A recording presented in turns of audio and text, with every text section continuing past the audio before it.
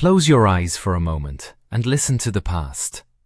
Can you hear the rhythmic, hollow thumping of a heavy wooden knife on a scarred cutting board, echoing through the thin, paper-lined walls of a 1970s Showa-era house? Can you smell the sharp, deeply comforting aroma of dark soy sauce gently caramelizing in a hot cast-iron pan? Today, we are taking a slow, peaceful journey back to those quiet, frugal days of our youth in Japan. We will explore 20 cheap foods we ate when our pockets were completely empty, but our hearts were incredibly full. These were not luxurious, expensive meals, but the simple, resourceful dishes that sustained our families through the leanest of times.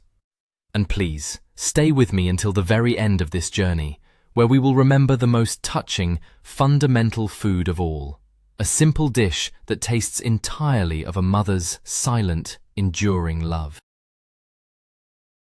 Back in those days, time seemed to flow differently for all of us. The days moved at a slower, more deliberate pace, completely unburdened by the frantic, endless rushing of the modern world. We did not have glowing smartphones to stare at during dinner. Instead, we had the comforting hum of the heavy television and the warm, physical presence of our family sitting knee to knee around the low wooden table. There is a strange, modern myth that because we lacked money and advanced technology, our lives must have been emotionally poor and empty. But you and I know the profound truth. Life back then was infinitely richer in pure sincerity. The very act of patiently waiting for a heavy pot of rice to boil, or sharing a single roasted sweet potato on a freezing winter night, forged unbreakable human connections. We relied entirely on each other, not on screens.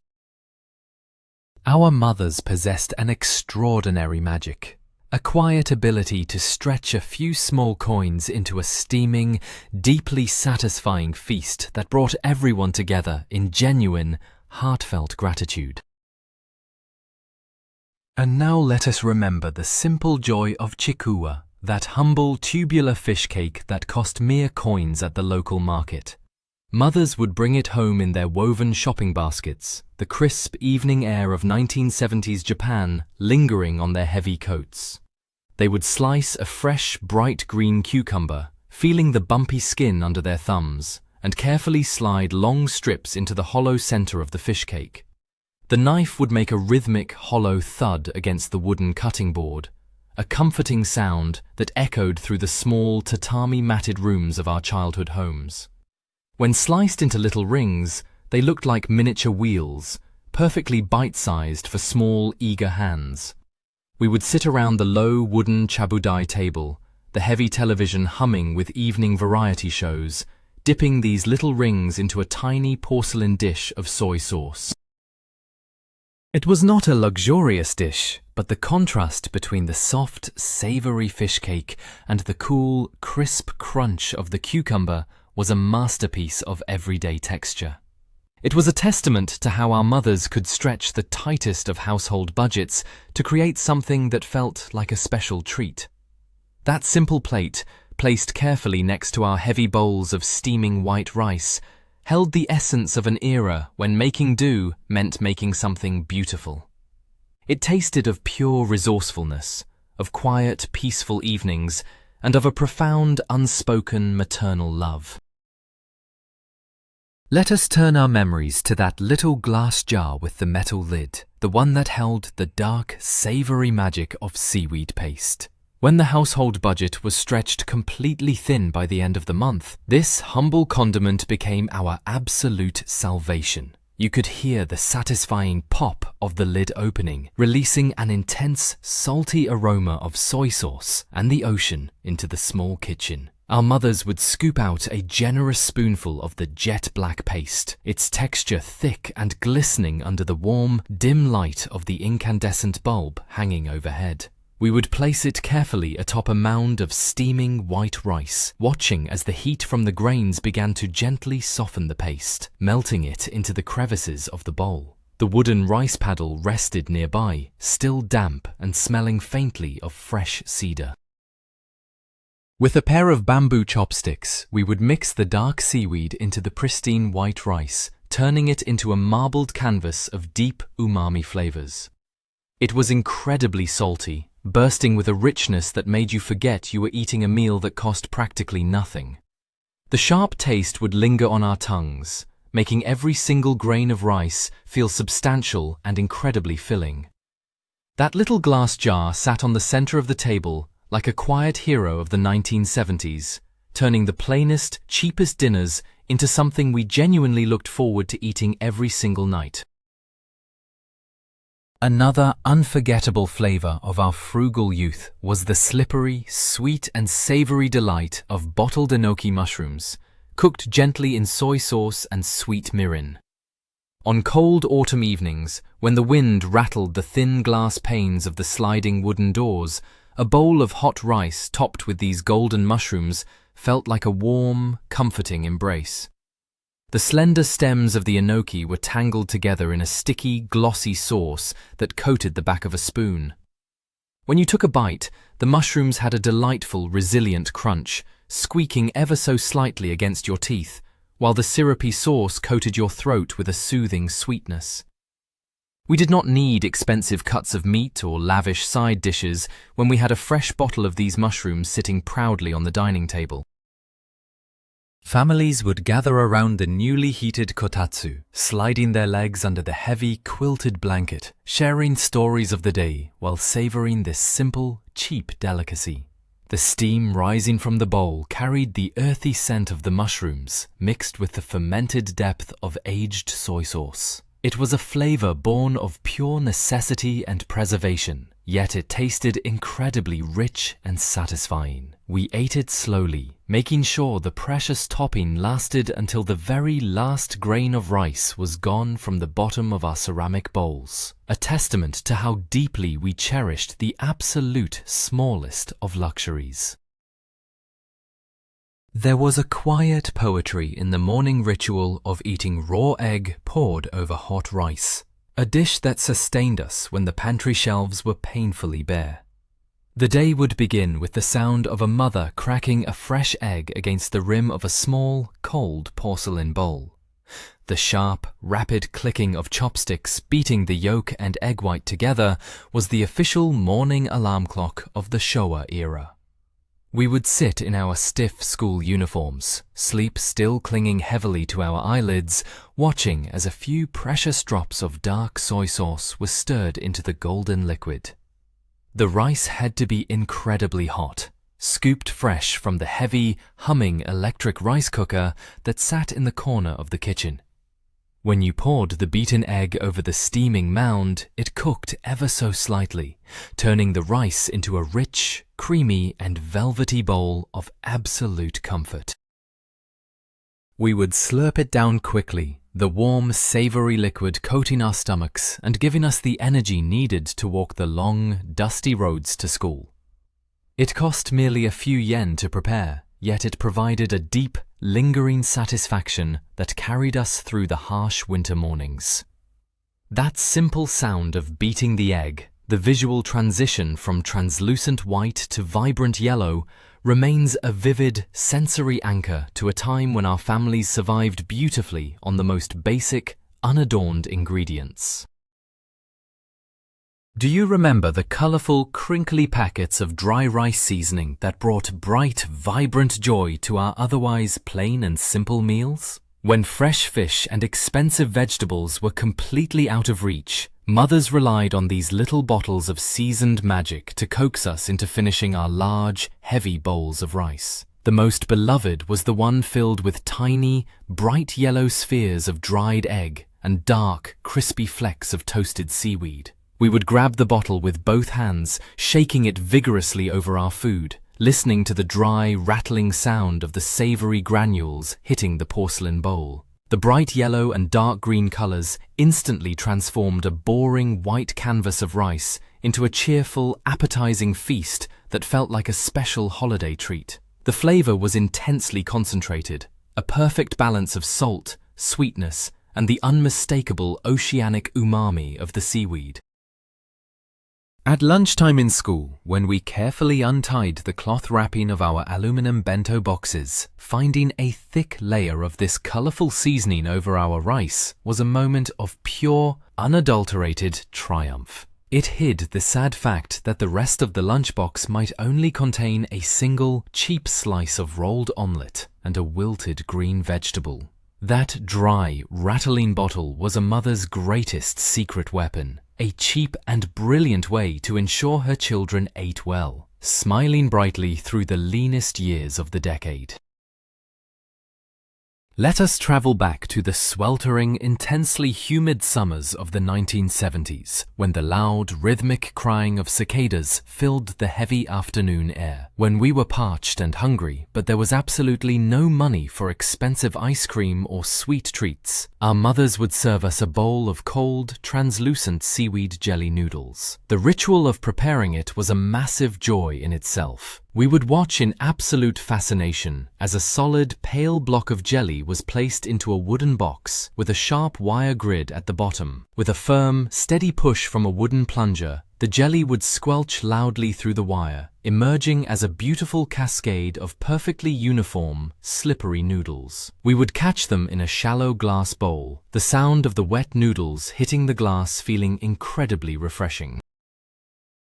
Then came the sharp, dark dressing, made of cheap vinegar and a dash of soy sauce, sometimes garnished with a tiny dab of spicy yellow mustard. As we slurped the cold noodles, the sharp vinegar would make us cough lightly, but it instantly cooled our overheated bodies from the very inside out. The jelly itself had virtually no calories and cost practically nothing to buy. Yet, sitting by the open window, feeling the faint, gentle breeze from the rotating electric fan while eating this cold, tangy dish, made us feel like the wealthiest, most privileged children in the entire neighborhood.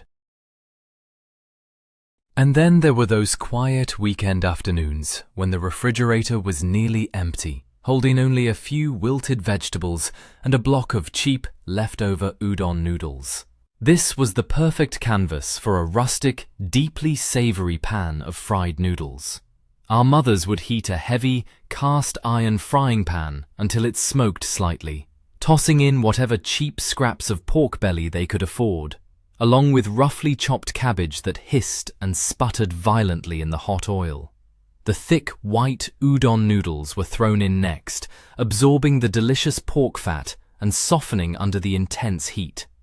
The true culinary magic happened when a dark, sweet and savory sauce was poured over the mixture, instantly caramelizing and sending a thick, mouth-watering cloud of smoke through the small kitchen. We would cough lightly from the smoke, but our mouths would water uncontrollably. When served on a plate, the dish was crowned with a generous handful of dried bonito flakes that seemed to dance and wave in the rising heat as if they were truly alive. The thick noodles were chewy, coated in a sticky, rich glaze, and the charred edges of the cabbage provided a smoky sweetness that felt incredibly indulgent. It was a masterful illusion of plenty, created entirely from the humble remnants of the week's groceries, filling our young bellies and wrapping us in a thick blanket of warm, savory comfort.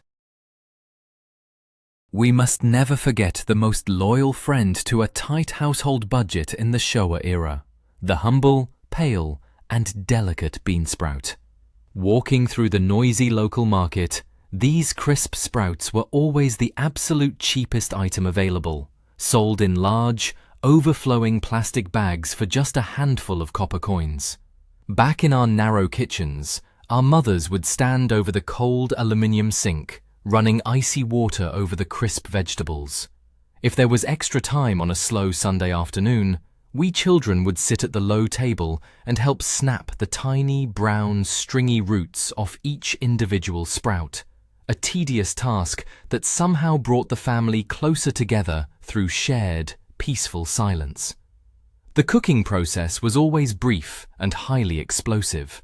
A splash of oil in a smoking hot pan, followed by the mountain of white sprouts that sizzled fiercely and released a fresh, earthy aroma.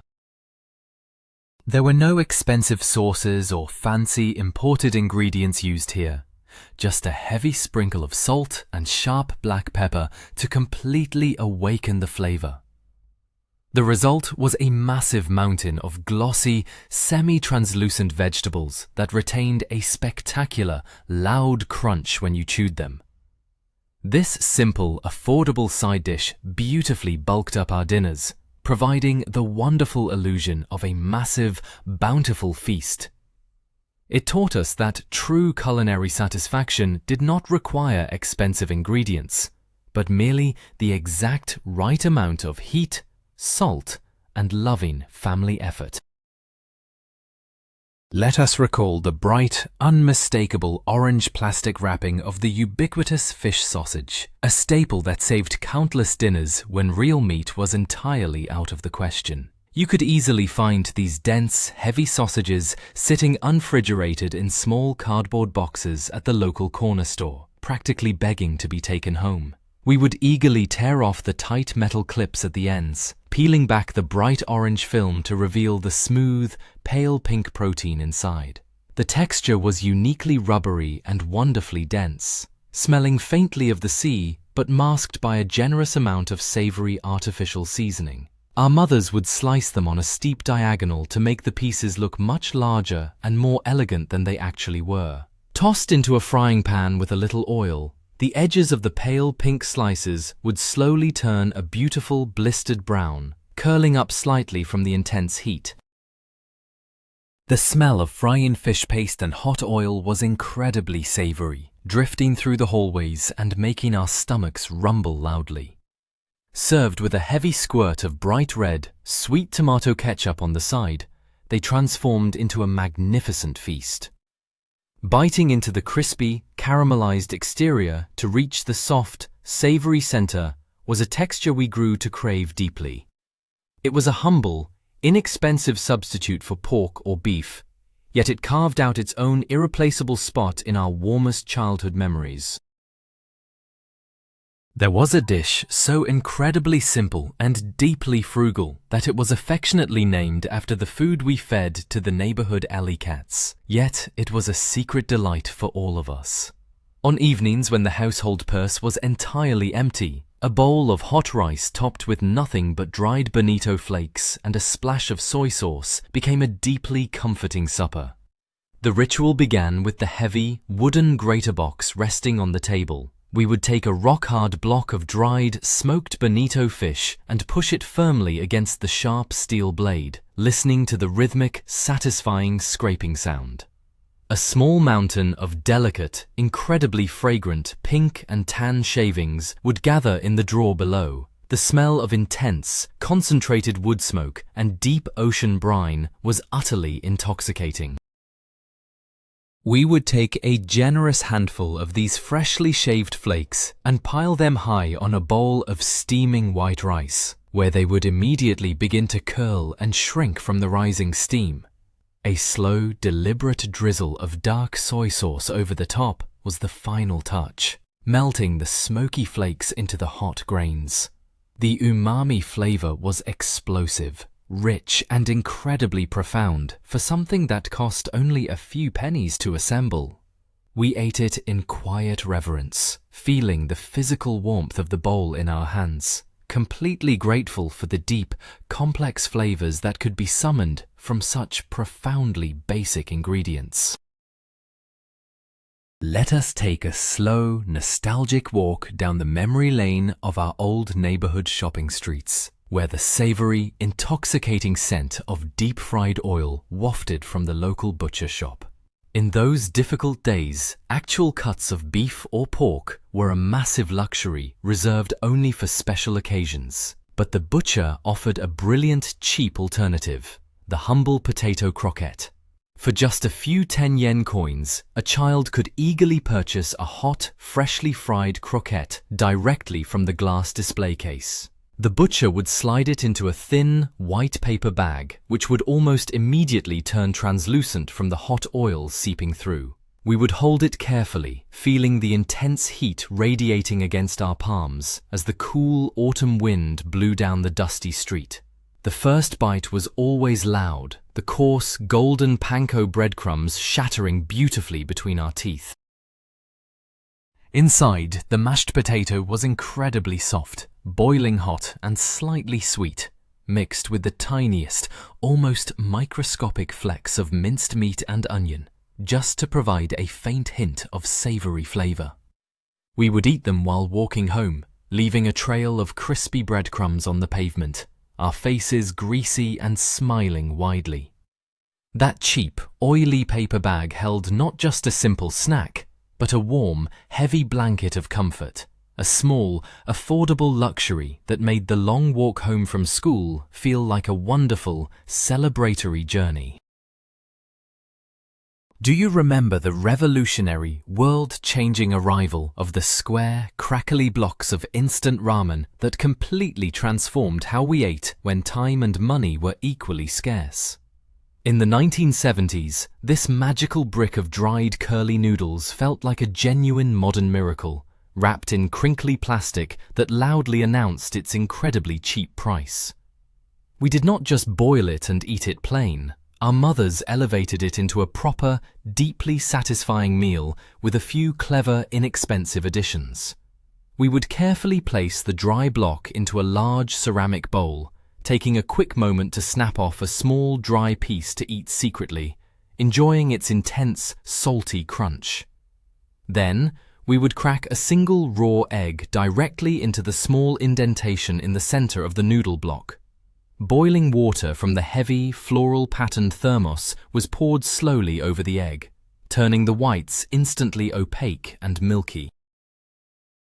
We covered the bowl with an inverted plate and then began the excruciating, agonizing 3-minute wait. The ticking of the kitchen clock felt slower than ever before, while the rich, savory smell of chicken broth and sesame oil slowly seeped out from under the plate. When we finally lifted the lid, the noodles were perfectly soft, and the egg was soft-boiled, waiting to be broken and mixed into the salty broth. It was a cheap, instant meal, but the deep warmth it brought to our chests on a cold, rainy evening was completely priceless.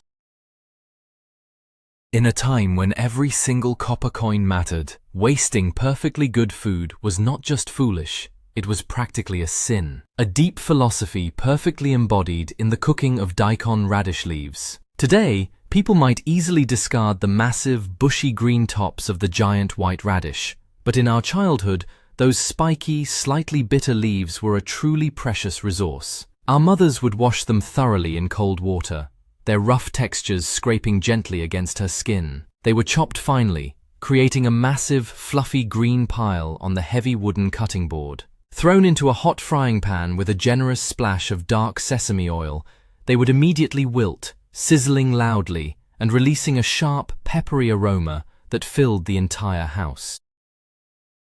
A heavy pour of soy sauce and a sprinkle of toasted sesame seeds would caramelize the edges beautifully, transforming the tough leaves into a dark, savory and intensely flavorful side dish. The slight, mature bitterness of the greens was perfectly masked by the rich, nutty oil and the salty soy sauce. When scooped generously over a bowl of plain white rice, the combination was magical. It was a rustic, somewhat aggressive flavor, a defiant statement that we could create delicious, nourishing meals from the very things others might thoughtlessly throw away. It taught us the beautiful art of gratitude, showing us how to find real value and deep sustenance in absolutely everything. Let us cast our minds back to the heavy, chewy comfort of suten, a dish born entirely from post-war scarcity that lingered firmly in our kitchens well into the 1970s. When there was absolutely no rice left in the wooden bin and payday was still many days away, mothers turned to cheap, basic wheat flour and water to fill our empty bellies. We would stand quietly by the counter, watching as she vigorously kneaded the sticky dough with strong, flour-dusted hands, the rhythmic thumping sound echoing in the quiet kitchen. A large aluminium pot would be boiling aggressively on the gas stove, filled with a very thin, watery broth flavored with cheap miso paste or a splash of soy sauce, perhaps containing a few lonely slices of daikon radish or wilted green onions. She would carefully tear off irregular, sticky chunks of the dough and drop them directly into the rolling boil. The thick dumplings would sink to the bottom before slowly bobbing back to the surface, swollen, dense, and pale. When served, these heavy, irregular lumps of cooked dough were incredibly filling. They required a massive amount of chewing, their starchy density expanding heavily in our stomachs, ensuring we would not wake up hungry in the middle of the night. It was a rugged, highly unglamorous meal, entirely devoid of any expensive meat or delicate flavors, but the profound, radiating warmth it provided on a freezing winter evening felt exactly like a mother's fiercely protective embrace. There was a quiet, almost melancholy beauty to eating a steaming bowl of ochazuke late at night, a powerful testament to how we creatively transformed leftover, undesirable food into something deeply soothing. After the main evening meals were finished, the rice remaining in the cooker would eventually turn cold, hard, and quite unappetizing. But when a sharp hunger struck again during the quiet, dark hours of the night, we knew exactly what to do. We would scoop the cold, stiff grains into a small bowl and place a single, deeply wrinkled pickled plum or a tiny fragment of salted salmon right in the center. Then we would lift the heavy, cast-iron kettle that had been sitting on the stove, pouring scalding hot, slightly bitter green tea directly over the rice. The sound of the hot liquid hitting the cold grains was a gentle, deeply soothing hiss. The rice would instantly soften, releasing a cloudy, comforting starch into the clear green tea. We would eat it quickly, slurping the hot liquid and the soft grains together, making loud, appreciative noises in the otherwise silent house. The sharp, aggressive sourness of the pickled plum perfectly cut through the mellow, earthy bitterness of the green tea. It was a highly solitary meal, often eaten while listening to the faint, crackling sounds of a late-night radio program.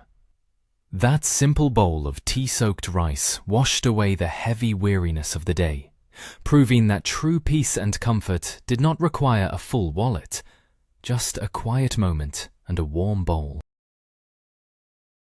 Do you recall the loud, communal joy of making savory cabbage pancakes at home? A dish that miraculously stretched a tiny amount of flour into a massive, celebratory feast for the whole family.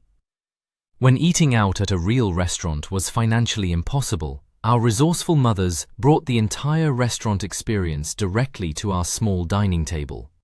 The batter was a remarkably frugal mixture, mostly just water and flour, but the grand secret was the massive mountain of cheap, finely shredded green cabbage gently folded into it. Meat was rarely included, perhaps just a few tiny, almost transparent slices of pork fat for flavor if we were incredibly lucky. We would plug in the heavy, rectangular electric hot plate, placing it proudly in the center of the low table. The anticipation would build as we heard the loud, aggressive sizzle when the thick batter was poured onto the hot iron. We watched intently as the edges turned crispy and golden, the delicious smell of cooked cabbage and hot oil wrapping around us like a thick, warm blanket. When successfully flipped, the massive pancake was painted generously with a thick, sweet and dark savory sauce using a small brush, followed by a light dusting of green seaweed powder that actually danced in the rising heat. We cut it into small, manageable squares with flat metal spatulas, sharing the heavy, doughy pieces directly from the hot plate.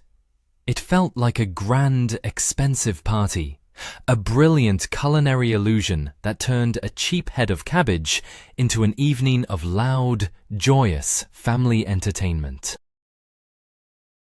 Let us gently remember the sweet, dry simplicity of the koppepan, that pale, oval-shaped bread roll that completely defined the school lunches and afternoon snacks of the Showa era. It was an incredibly cheap, dense bread, often slightly dry and rough on the outside, completely lacking the rich butter and heavy milk found in expensive modern pastries. Yet we loved it deeply because of how our mothers magically transformed it into a wonderful, sugary treat. They would slice the roll right down the middle, the old bread knife making a rough, sawing sound against the crust. Inside, they would spread a thick, highly generous layer of cheap, bright yellow margarine, its artificial, oily texture softening beautifully against the room temperature bread. But the true, unforgettable magic was the heavy shower of pure, white granulated sugar sprinkled directly over the glossy margarine.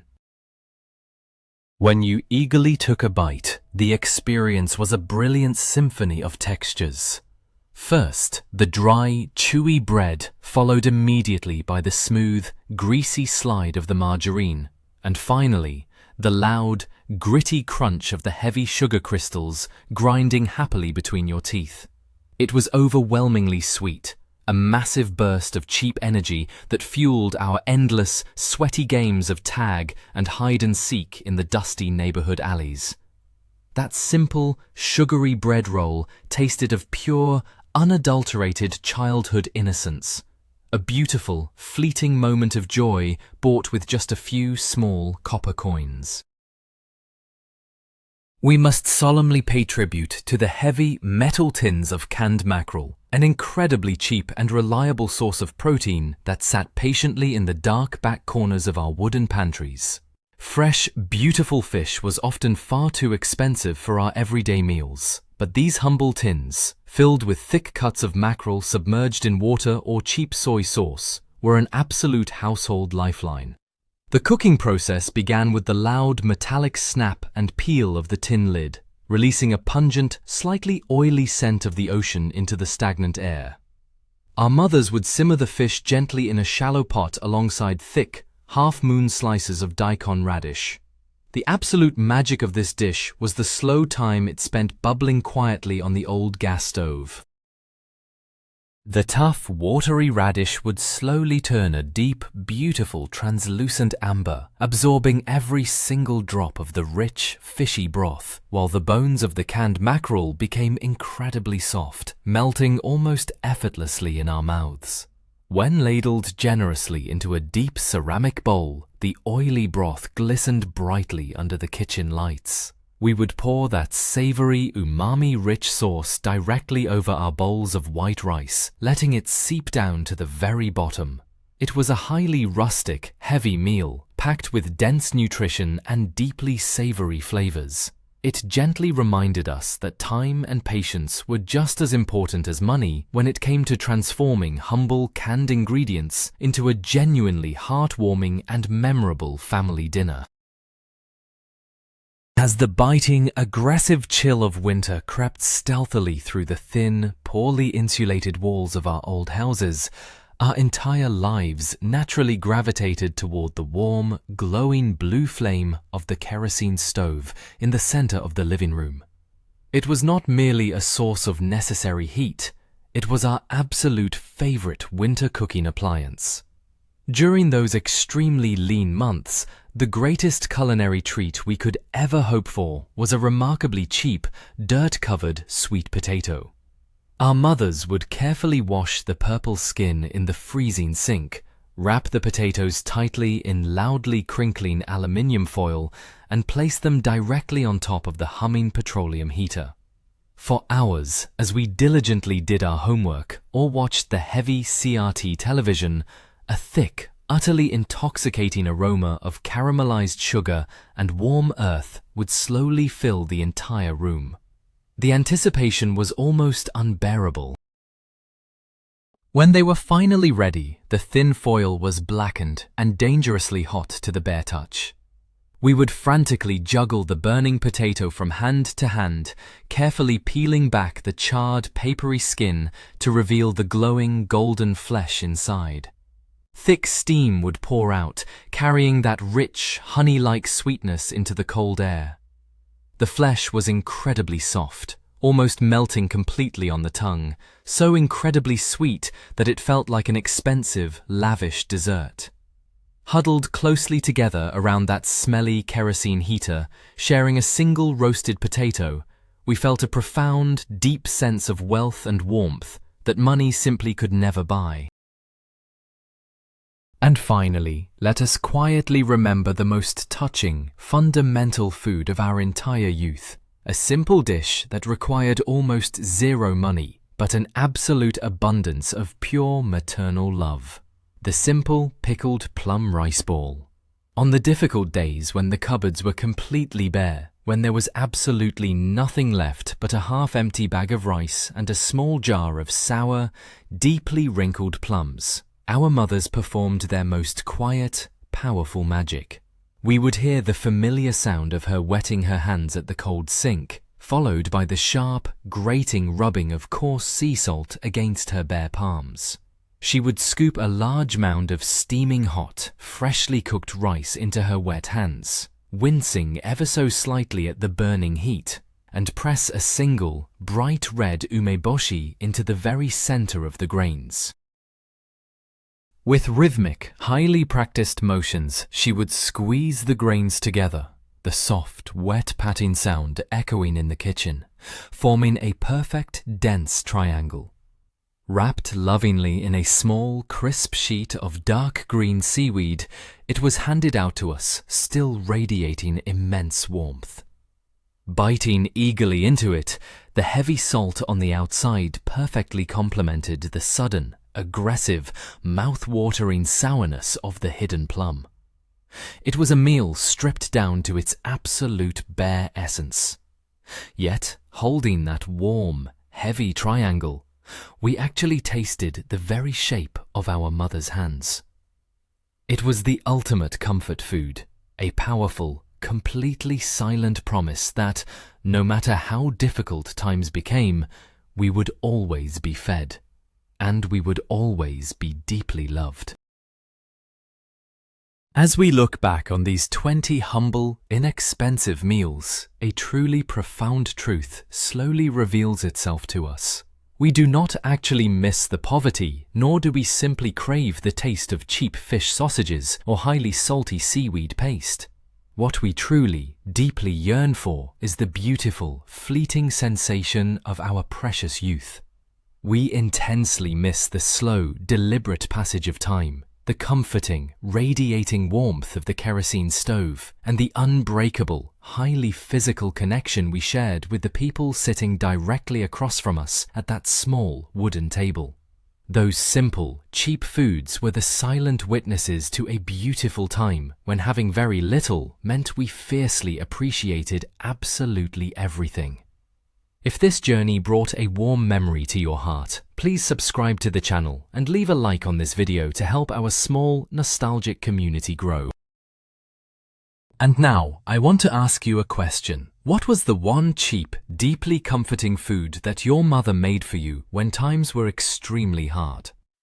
Please share your personal story in the comments below, because your beautiful memories are the true, irreplaceable treasures of our generation.